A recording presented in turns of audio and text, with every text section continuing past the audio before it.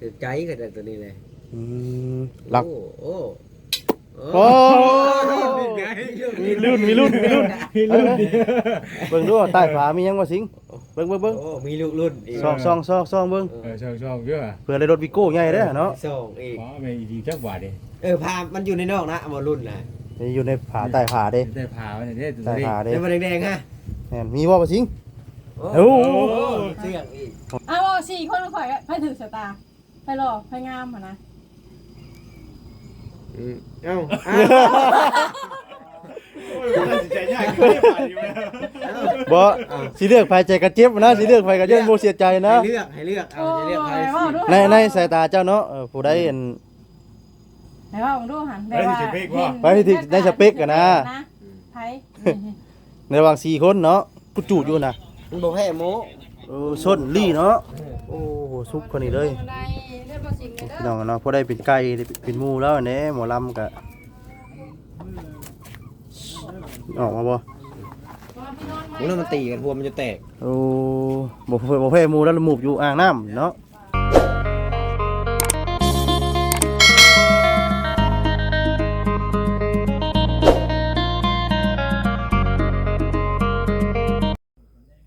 เอาพี่น้องเนาะบรรยากาศตอนเที่ยงเช้าในพี่น้องเนาะตอนนี้กับเวลาก็10 โมงถึงว่าสิเช้ากับบ่เช้าปานใดพี่น้องเอ้ยเนาะกับทักทายสบายดีเด้อสบายดีพ่อแม่พี่น้อง FC เบิดสุขุสู่คนพี่น้องเนาะหรือว่าสิเป็นพี่น้องทางฝั่งลาวเนาะฝั่งไทยต่างประเทศก็ยินดีต้อนรับท่านเข้าสู่ช่องบ่าวซาดีชาแนลอีกแล้วพี่น้องเนาะขอบคุณเลยทางพ่อพี่น้องเนาะที่เข้ามารับชมคลิปทางช่องทางบ่าวซาดีในมื้อนี้พี่น้องเนาะขอบคุณหลายๆเนาะที่เข้ามาแล้วก็เบิ่งให้จบคลิปแล้วก็บ่กดข้ามโฆษณาพี่น้องเนาะทางบ่าวซาดีก็บ่มีหยังให้เนาะมีแต่คำขอบคุณหลายๆเด้อพี่น้องเด้อขอให้ถึกเลขรางวัลที่1เด้อที่ว่าผู้ใดเข้ามารับชมคลิปในช่องทางบ่าวซาดีในมื้อนี้พี่น้องเอ้ยเนาะมื้อนี้ก็อยู่ที่หน้าบ้านเฮือนซานของบ่าวสิงห์เนาะพี่น้องเนาะเนื่องจากเมื่อวานเนาะพากันขึ้นเฮือนใหม่น้องบ่าวสิงห์พี่น้องเนาะก็เสร็จพิธีสำเร็จไปด้วยดีเนาะพี่น้องเนาะมื้อนี้เฮาก็สิเข้ามาถามไทยเบิ่งเนาะว่าเป็นแนวใดเนาะพี่น้องเอ้ยเนาะขึ้นเฮือนใหม่แล้วเย็นอยู่บ่หรือว่าจังใดหรือว่านอนหลับอยู่บ่เนาะพี่น้องเนาะหรือว่าตื่นเต้นนอนบ่หลับจำจักพี่น้องเอ้ยเนาะตัวแล้วก็สิได้จุซะก่อนเด้อพี่น้องเด้อเนาะจุเฮ็ดเวียกเฮ็ดงานในภายบริเวณเฮือนของบ่อสิงห์ก่อนพี่น้องเนาะคลำซะก่อนว่าไงกับพี่น้องเนาะคลำ3 มื้อว่าซั่นเนาะมันจังสิได้ให้ดีให้งามเนาะบ่ให้มันเป็นด่างเสียงดังปุ๊กๆเป๊กในเฮือนในซ่านนี่แหละพี่น้องเนาะทางผู้สร้างว่าให้คลำซะก่อนเนาะปิด3 มื้อเฮาก็จังสิคอยก็เติมเนาะหรือว่าหน้าบ้านเฮือนซ่านตารางให้บ่อสิงห์พี่น้องเนาะเท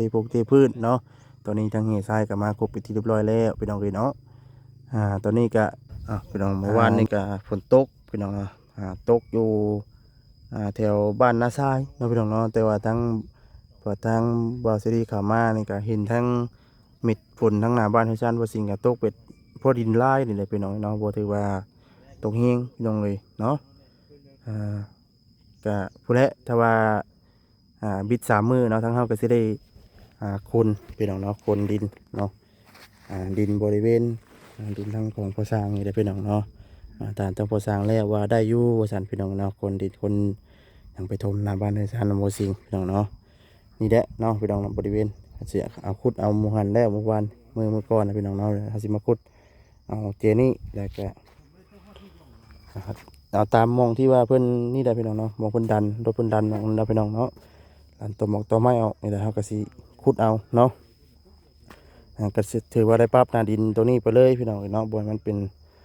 โพนกระปุกกระปิเนาะพี่น้องนะดินมันก็สิงามพี่น้องเนาะเอาเจด้านแน่พี่น้อง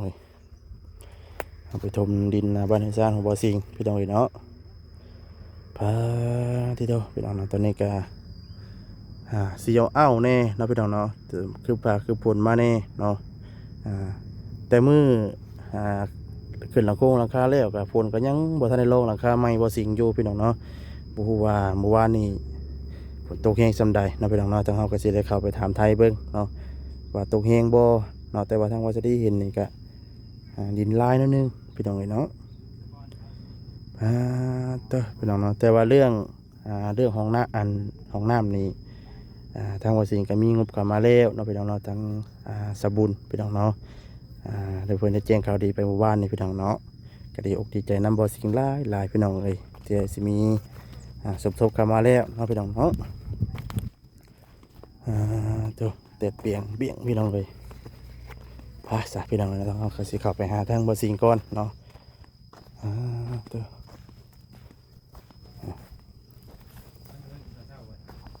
อันนี้ก็เป็นน้ำก๊อกพี่น้องเนาะเมื่อเฮ็ดน้ำก๊อกนี่ก็ผู้แลพี่น้องเนาะแต่ว่าเฮา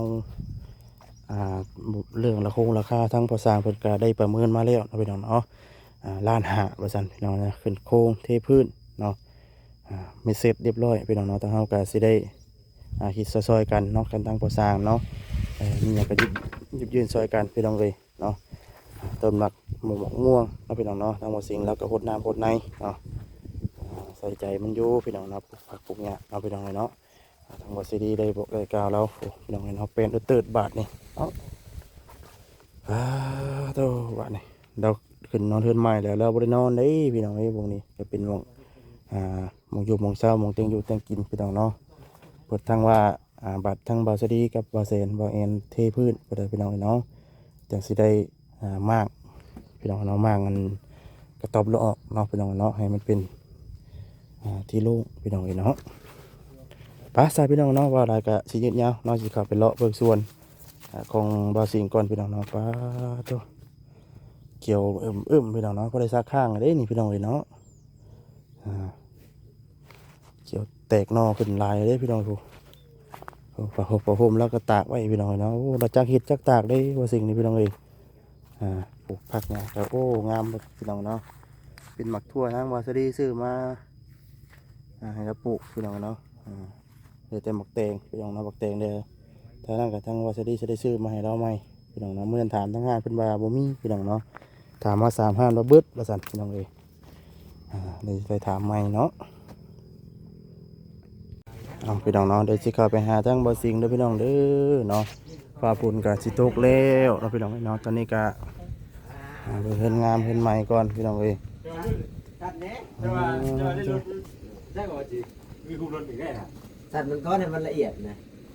สวัสดีเด้อทางมาเอ็นสวัสดีเด้อสวัสดีเจ้า เขย่าได้คำบอกทิ้งต้องเขย่า สั่นได้พุ่งปูดเด้ ใจกันตัวนี้เลย หลัก โอ้ โอ้มีลื่นเบิ่งดูใต้ฝามียังบ่สิงเบิ่ง โอ้มีลูกรุ่น ซองเบิ่ง ช่องเยอะ เพื่อได้รถวิโก้ใหญ่เด้อเนาะ ส่งอีก อ๋อไม่ดีจักบาทเด้ พามันอยู่ในนอกนะมารุ่นนะ อยู่ในผาใต้ผาเด้ ได้พาไว้เนี่ย ใต้ผาเด้ แล้วมันแดงๆฮะ แม่นมีบ่บ่สิง โอ้เสื่องอีก โอ้มีรถประจักษ์เนาะ รถใช่อีกเนาะ คอยบริจาคแต่มารุ่นในไทยเราบริจาคเนาะ สิรุ่นผมอยู่หาจะบอกเด้บ่จักดิอ๋อเนาะก่อน สบายดีเด้อบ่สิงเด้อเนาะสบายดี แสดงว่าทางว่าสิเพิ่นบอกเลขเด้นี่เอ้ เอามาเขาเบิ่งดู ฮุบไปผู้เดียวยักนี่เหรอให้ค่อยเบิ่งนำแหน่ 310เลขไทยนะ อ๋อ310เลขยังบ่แอน ปลา เล็กป่า ปลาใหญ่บ่ ปลาใหญ่ ป่าน้อย ปลาน้อยบ่ เมน โอเคอ่ะบ่ 310 เพิ่นแล้วเดี๋ยวเท่าบิดอันนี้เพิ่นเลยสิพาให้นั่นเฮ็ดนี่แล้วบ่สิงเด้อ วันนี้ก็มาเยี่ยมยามเบิ่งไปก่อนพี่น้องเอ้ยเนาะ โดย ไปขอลาไปก่อนสบายดีเด้อ โดย โอ้ สบายดีเนาะสบายดี สบายดี เป็นได้ฝันดีบ่คืนนี่ พี่มาอยู่ข่าวมันยังมาสตอนแซงเจ้านะ บ่ว่าจริง นอนกะเว้ยคอยรับ นอนบ่ค่อยรับ มันเป็นจังได๋หัวนอนบ่ค่อยรับ ห้อน มันฮ้อนแล้วฝนไม่ตกว่าจะคืนนี่วานนี่คือฝนตกแห้งอยู่วันแต่วันละทราย ให้เรากอกก่อนเล่าละเอียดแล้วนี่ เห็นบ่ เรากอก เอาคึบก่อนจ้ะ เอาเด้อเท่ากันแล้วยิ้มเปื่อยเปื่อย เอาบาทแรกยิ้มเปื้ยจำหนึง บ่ บาท มี ที่สอ ค่าง ทานยังกับอุ้ยไรเล็ดบาทนี่เราเท่ากันแล้ว พี่น้องเนาะกินมื้อละปองละลายนี่ได้แล้วก็ได้พี่น้องเอ้ย รถอะไรเนาะถ้าเป็นไปได้ก็ให้รถอะไร คือว่าแล้วนะทั้งบาสดีก็ยังกินคือกันพี่น้องเอ้ยเนาะ กินกาแฟกัน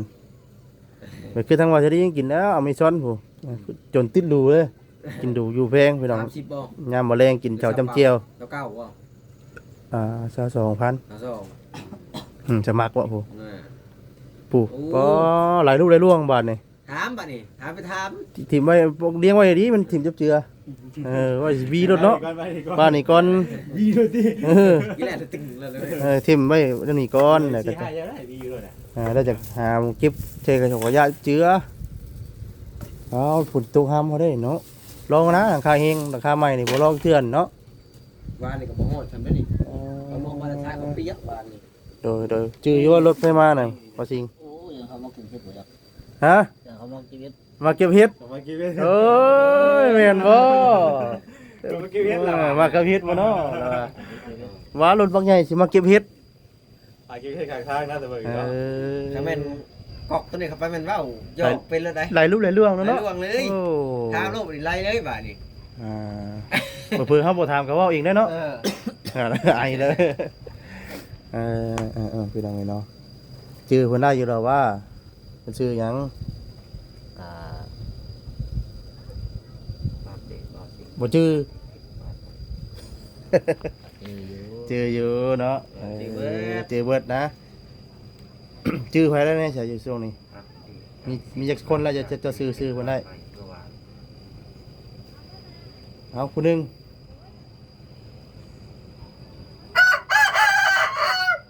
ติ๊กตักติ๊กตักติ๊กตักชื่อว่าบ่จริง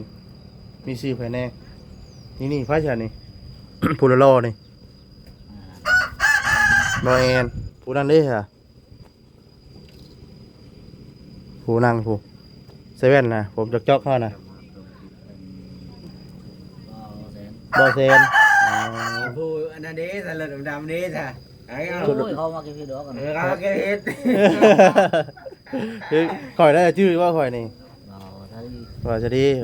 ชื่อได้เนาะ จื้อไปแล้ว พี่น้องเอ้ยนั่นขนำมันมาเก็บเห็ดติ กินเฮ็ดน้ำกินเฮ็ด บอกว่าคนมาเก็บเฮ็ดจะแต่งตัวงานปานนี้ เนาะ เอามากินเฮ็ด มาเก็บเห็ด อันนี้แม่นบ่คนมา นั่นๆๆเพิ่นมาเก็บเห็ดบ่นะผู้ บอกว่าคนมาเก็บเฮ็ดแต่งตัวงานปานนี้ เฮ็ดนั่นน่ะ มาเก็บเห็ด พี่น้องเอ้ยเนาะนอนบ่ค่อยหลับว่าซั่นที่ฮ้อนว่าซั่นเนาะโอ้ยว่าสิยังไงพี่น้องเอ้ยเคยเห็นพลุงพลังบ่เมื่อคืนนี่กลางมุ้งอยู่ได้แล้วก็เนาะเบิ่งบุกลุกก่อนเด้อ โอ้ยลง ค่อยบุกลุกก่อนโอ้ไฟโซล่าร์เซลล์แล้วก็มาให้เนาะ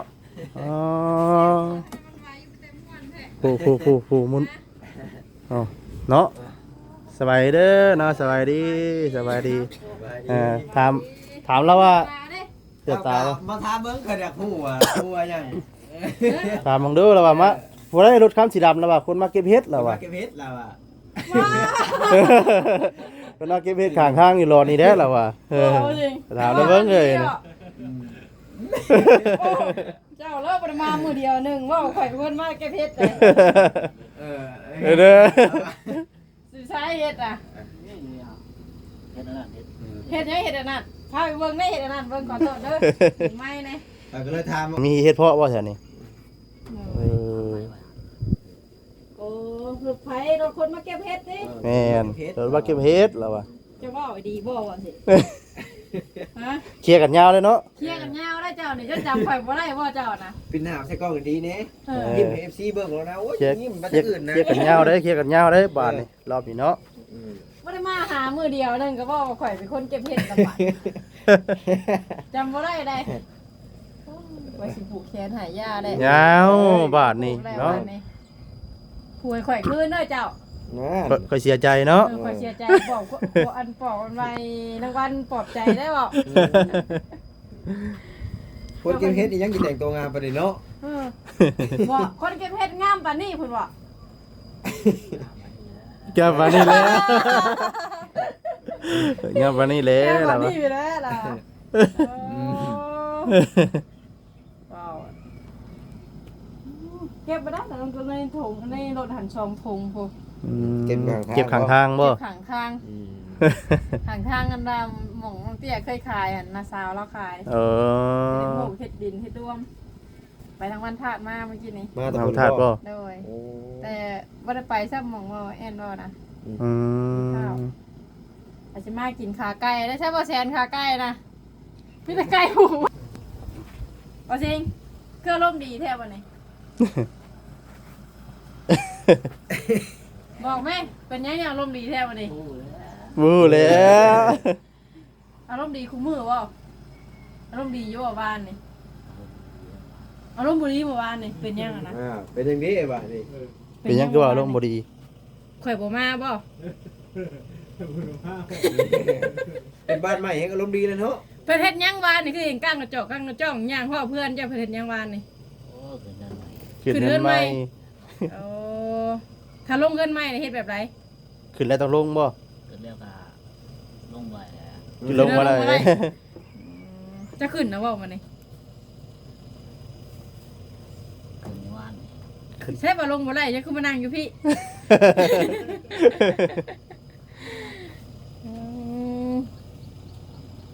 ยังเพิ่นเอาไม้ยังทรายนี่นะ ไปเอามาติซี่บ่รู้ว่าสิว่าสิง ที่ด้วยคนไหน ซี่ได บอกแสน บ่แสน แม่นบ่ เจออยู่ได้เนาะบ่แสนดอก ไอ้เรื่องจริงครับบ่ชื่อคนประชาชนมันบ่คนเว้ย เอาจริงถามจากใจเด้อ3คนนี่เพิ่นดอกฮะเอา4คนข่อยไปถึงสตาร์ไปรอไปงามหั่นนะ เอ้า โอ้ยมันตัดสินใจยากอยู่ไม่ผ่านอยู่แล้ว บ่สิเลือกไผใจกระเจ็บนะสิเลือกไผก็ย่อมบ่เสียใจนะ ให้เลือกให้เลือกเอาให้เลือกใครสิ ในสายตาเจ้าเนาะผู้ใดเห็น ไหนว่าผมดูหัน ไปที่ได้สเปคกันนะ ไผ ในระหว่าง4คนเนาะ ทำเจ้าบอกว่าผมผูกแขนหาได้บ่เนี่ย นั่นแล้วไอ้คอผูกมัดบาดเดียวบาดนี้ เลือกไหม ก็มีข้ออ้างคือกันฮะ ตั้งอยู่ที่ นั่งอยู่ ใน ที่ เดี เดี ย ยว ว ไปแล้ว นั่งอยู่เตียงเออ อีกตัวหนึงเนาะอีกตัวหนึงเนาะใครว่าตัวหนึงเลย นั่งอยู่เตียงอีแล้ว โอ้นั่งอยู่เตียงนี่เด้อเรา เตี อะ ยงอีแล้ว นั่งเตียงน่ะพ่อฟังอยู่อีกตัวหนึงแหละผมไม่จะบอก นั่งอยู่เตียงไปแล้ว แม่น ให้คิดอีกไป ปัจจักหยอกจักหยังได้บ่สิเงิน นั่งอยู่เตียงไปแล้ว พัฒนาได้ โด เนาะ ย ไปดิบ้านนั่งอยู่เตียง จักตัวหนึงเราว่า บอกชื่อรถเอชีมันฮู้อ่ะ ไผนั่งอยู่เตียงนั่นเจ้าก็นั่งข่อยก็นั่งบาดนี้ เฮ้ย โดนว่าหน้าเลย สบุญวันนะ ไอ้ไผแขนบาดนี้ หาไผบ่เคนแล้วที่บ่ ไผแขนนะบาดนี้ มีมาจะมาให้ เดี๋ยว ผมก็บอกเจ้าว่าแท้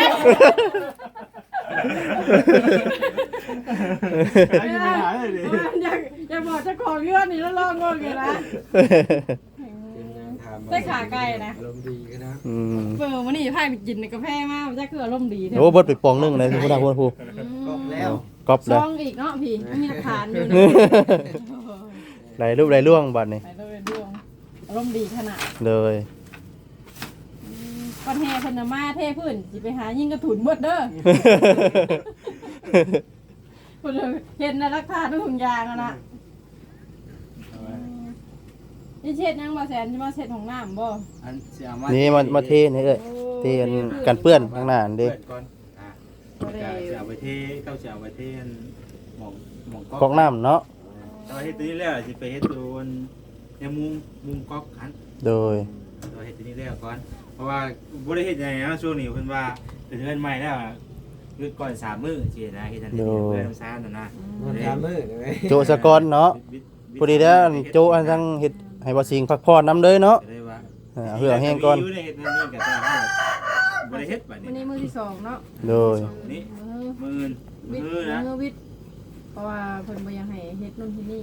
โดย ว่าจะพักผ่อนมือย่ำดีนะ โดย ก่อนมา3มื้อนั่นนะเลยบ่ได้เฮ็ดบัดนี้